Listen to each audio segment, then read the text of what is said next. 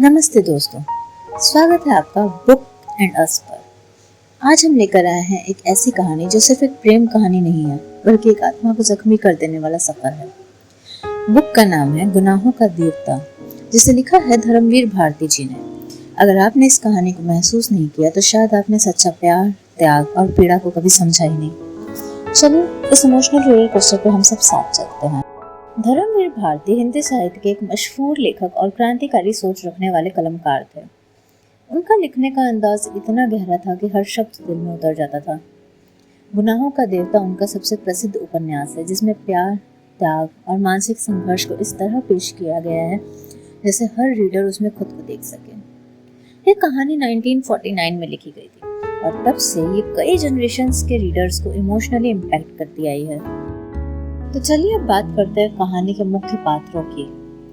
चंद्र कुमार कपूर, चंदर, एक संवेदनशील, प्रभावित और आइडियलिस्टिक लड़का जो अपने गुरु के प्रति वफादारी में अपना प्यार कुर्बान कर देता है। उसके अंदर गिल्ट, पीड़ा और अकेलापन का गहरा समुद्र है। सुधा शुक्ला, चंदर के गुरु की बेटी, एक मासूम और चंचल लड़की जो चंदर से दिल से प्यार करती है, लेकिन सामाजिक बंधन उसके प्यार को कबूल नहीं करते। डॉक्टर शुक्ला, सुधा के पति और चंदर के गुरु, जिनकी इज्जत चंदर के लिए सब कुछ है। पम्मी और बिंती, चंदर के इमोशनल स्केप रूट्स, लेकिन असली सुकून ना कभी पम्मी दे पाती है ना बिंती। चंदर और सुधा के बीच एक अनकहे प्यार का रिश्ता है, जिसमें जज्बात है लेकिन इजहार नहीं। सुधा हर वक्त चंदर के आसपास रहती है, लेकिन दोनों कभी अपने दिल की बात नहीं कह पाते। चंदर के लिए सुधा उसकी रेवरेंस है, न कि रोमांटिक पार्टनर। तो चलिए बढ़ते हैं अब प्लॉट की तरफ। सुधा के रिश्तों का फैसला जब डॉक्टर शुक्ला कर लेते हैं, चंदर चुप रह जाता है। ये चुप्पी एक शुरुआत होती है उसके मानसिक विनाश की। सुधा शादी के लिए हाँ कह देती है, लेकिन उसके चेहरे पर एक परमानेंट उदासी छुपी होती है। चंदर दर्द से बचने के लिए पम्मी के साथ एक रिश्ते में जाता है, लेकिन उसमें उसे सुकून नहीं मिलता। पम्मी एक शिक्षित लड़की है जो चंदर की दर्द भरी आंखों को समझने की कोशिश करती है, लेकिन चंदर के लिए वो सिर्फ एक डिस्ट्रैक्शन है। फिर बिंती की एंट्री होती है, एक शरीफ और समझदार लड़की जो चंदर के व्यक्तित्व से प्रभावित होती है। चंदर बिंती के साथ एक शारीरिक संबंध बनाता है, लेकिन उसके बाद उसका गिल्ट और बढ़ जाता है। चंदर बार बार खुद से भागता है, लेकिन हर मोड़ पे उसे सुधा याद आती है। अब बात करते हैं इस किताब के थीम्स और सिंबलिज्म की। प्यार और त्याग। चंदर का प्यार एक आइडियल बन जाता है। उसने कभी सुधा को छूने की कोशिश भी नहीं की। उसके लिए सुधा एक पवित्र मूर्ति है। ये पवित्रता ही उसका प्यार का नशा है। गिल्ट और रिडेम्पशन। चंदर हर नए रिश्तों में अपने प्यार की भरपाई ढूंढता है, लेकिन गिल्ट उसे कभी आजाद नहीं होने देता। हर गुनाह के बाद वो और टूट जाता है। Irony of the title.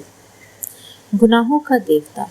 Chandar her moral boundary तोड़ता है, लेकिन फिर भी एक स्पिरिचुअल इंसान बना रहता है। सोसाइटी उसे गुनहगार नहीं मानती, क्योंकि उसकी नीयत हमेशा पवित्र होती है। मानव मानसिकता का अध्ययन। किताब चंदर के जरिए हमें दिखाती है कि इंसान कितना कॉम्प्लेक्स हो सकता है, एक ही वक्त में अच्छा भी और बुरा भी। अब चलते हैं थोड़े फिलोसॉफिकल साइड की तरफ। ये कहानी हमें ये सिखाती है कि सही और गलत का फैसला अक्सर हमारे जज्बात नहीं, समाज करता है। चंदर जैसे लोग जो आइडियलिज्म में जीते हैं, वो सबसे ज्यादा सफर करते हैं। धर्मवीर भारती जी ने अपने रीडर्स से ये सवाल पूछा है कि क्या आप सच में जीते हो या सिर्फ समाज के हिसाब से जिंदगी गुजारते हो। हर प्यार अधूरा नहीं होता, कुछ प्यार पूरे होकर भी जिंदगी बर्बाद कर देते हैं। तो दोस्तों, गुनाहों का देवता एक ऐसी किताब है जो आपको रुला देगी, लेकिन उस रोने में एक सुकून होगा। ये कहानी हर उस इंसान की कहानी है जिसे कभी प्यार मिला, लेकिन उसने उसे खुद खो दिया।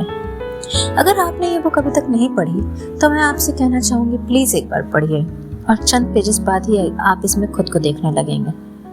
आपको इस कहानी का कौन सा पार्ट सबसे ज्यादा छू गया, मुझे कमेंट करें और चैनल बुक्स एंड अस को सब्सक्राइब करना ना भूलें। शुक्रिया देखने के लिए। मिलते हैं अगले वीडियो में एक नए किताब के साथ।